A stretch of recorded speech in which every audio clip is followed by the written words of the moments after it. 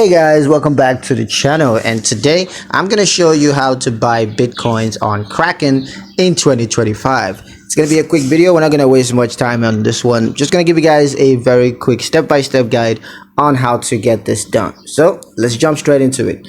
Now, the first thing you're going to do is to log into your Kraken account using your email address and password. So run onto Kraken's website and log into your account.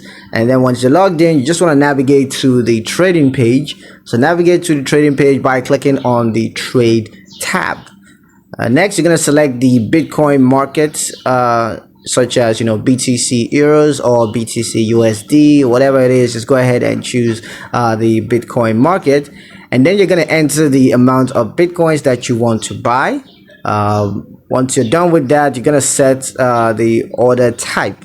It could be a market order or limit order, whatever it is you want to use. Just go ahead and select that here and confirm the order by clicking on the buy button.